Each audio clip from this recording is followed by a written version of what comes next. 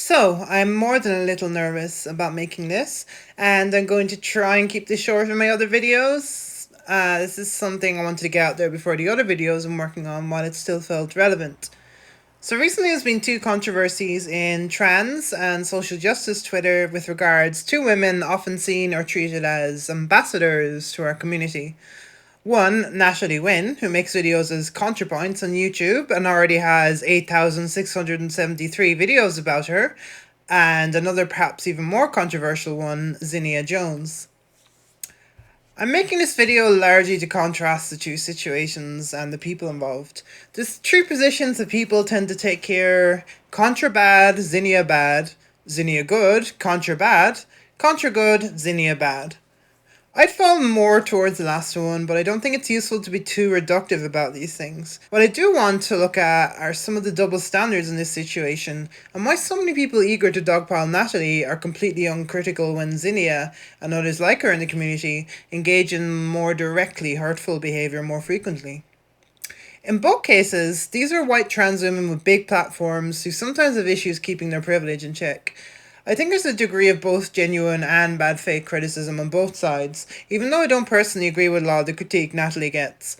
We have a nasty habit of having people represent us in marginalised communities, especially the trans communities, where it's very easy for abusers to manipulate vulnerable, traumatised trans people and rise to prominent positions, or for massively out of touch white trans people like Caitlyn Jenner to speak for us.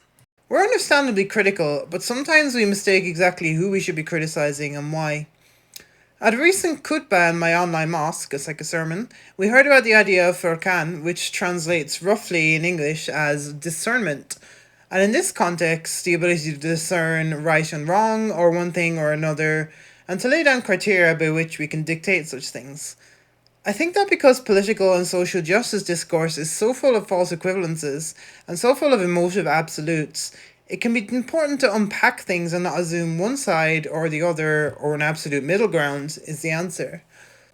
A lot of our big social justice YouTubers come from the skeptic scene, where they split off from what would become the modern alt-right adjacent skeptic YouTube.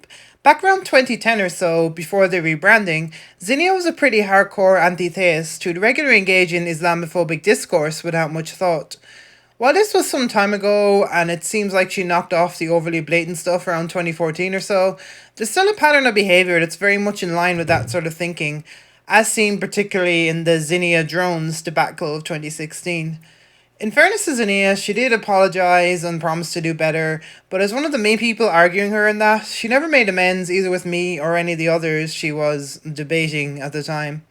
So Zinnia has a habit of things like this, and generally being one of those reasonably well-off white trans women that sometimes acts out their privilege in uncomfortable ways.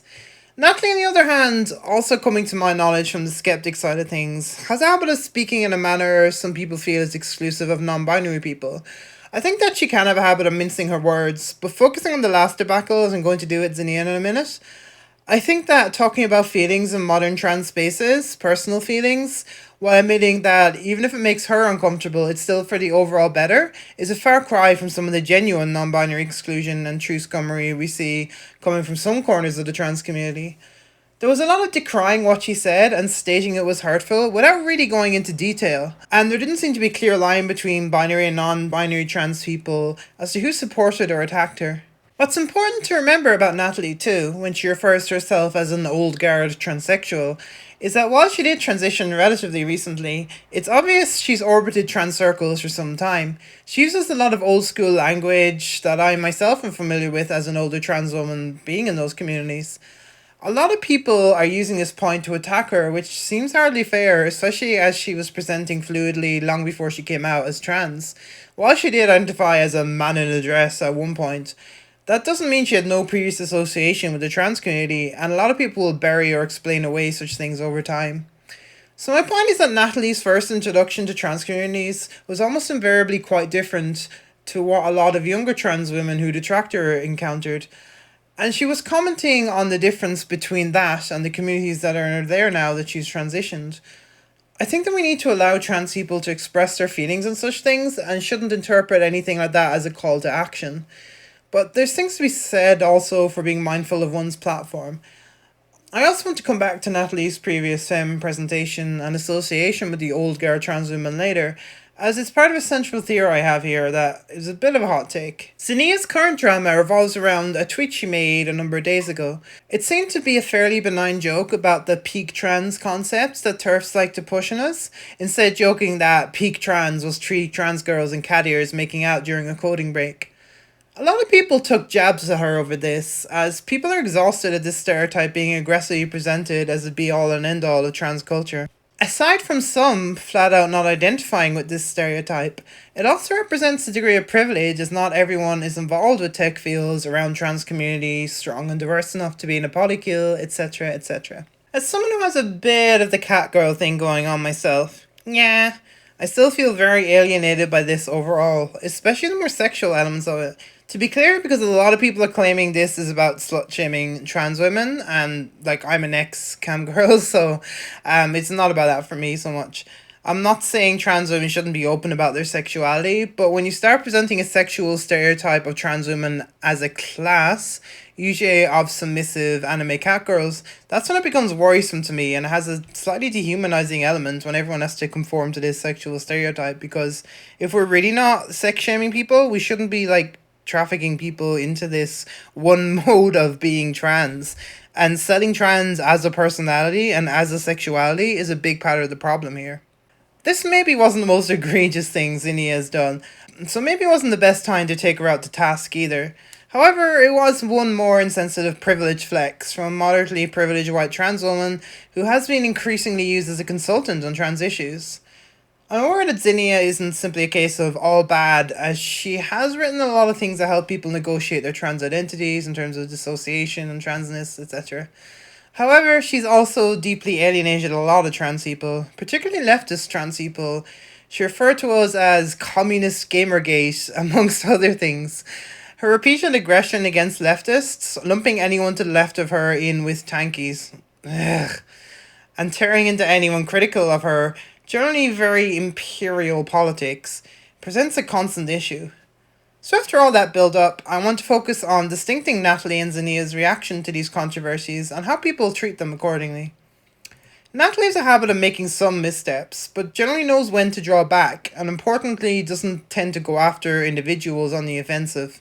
In comparison, in the recent controversy, Zinnia not only went on a blocking spree, chain blocking anyone associated with the people poking at her joke, which was largely centered on two Muslim trans women, myself and Alice, and a Palestinian trans woman, Maru, so as usual, not a good look for her. She also name searched herself and, among other things, harassed a misgendered and non binary trans person, and then, blocked them and anyone correcting her. I argued with several people who nonetheless still insisted Natalie bad, Zinnia good. Why?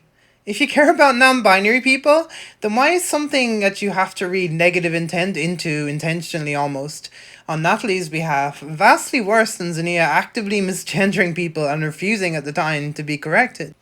Zinnia also went on to express a hope that since it's a statistical possibility that one of the people criticizing her might die. Zinnia's general reaction to situations like this is to double down and use her platform to attack and harass, which is a much bigger problem than the original somewhat annoying joke. One thing that has to be unpacked here too is Zinnia's depiction of the situation as her dealing with a dog pile or being cancelled, when 2 weeks previously she was very aggressively on the cancel contra bandwagon.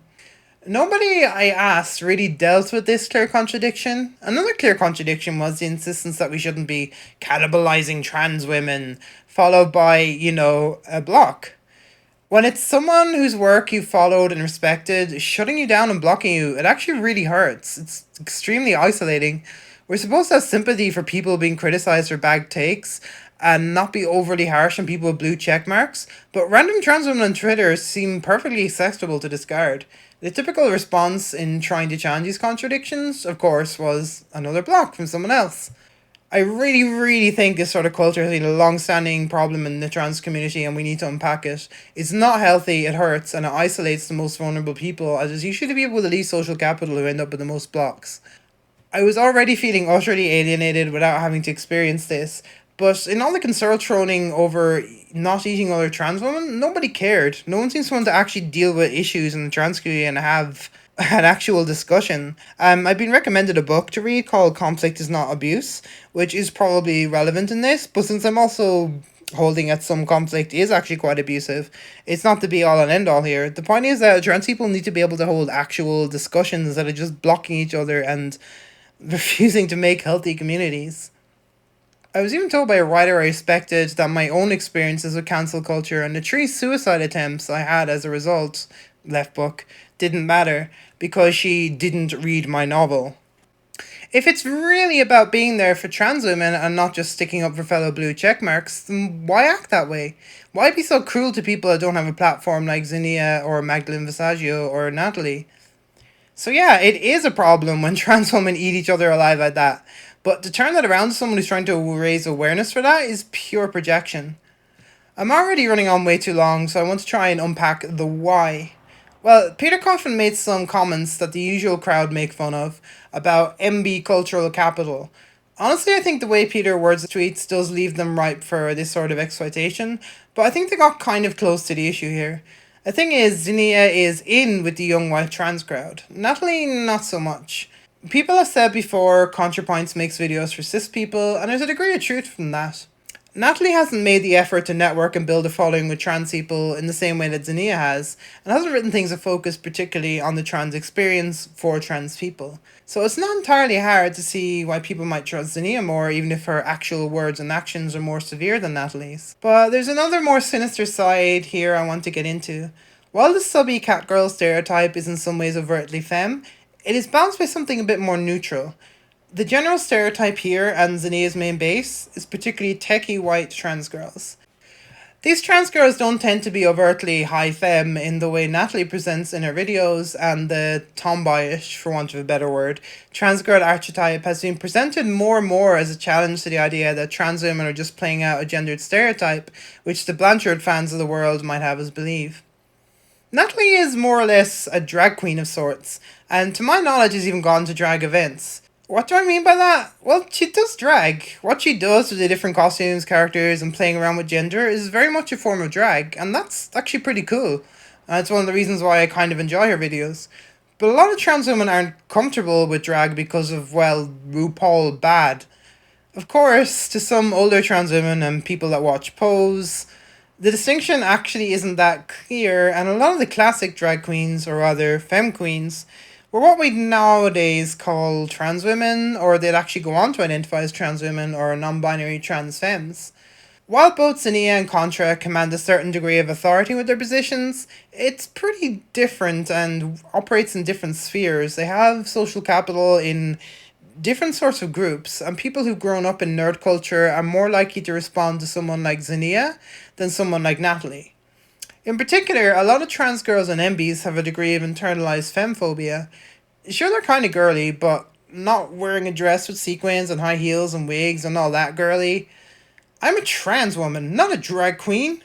When someone like Natalie both pushes over the edge into more traditional femininity and blurs the line between trans women and drag queens, it gets a sort of uncanny valley reaction from a lot of trans women.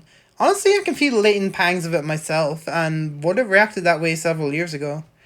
Basically, our community leaders tend to look and act more like Zinnia than Contra, so she feels more like an outside imposition. But unfortunately, a lot of the people most invested in cancel culture and propping up abusers are the Zinnia types too.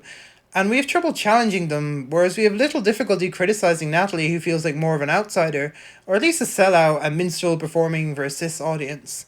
So basically, what I'm saying is, if you're going to try and reclaim the peak trans thing and make a joke that isn't about Celeste, you need to just not. Also, by Celeste. Trans rights, etc.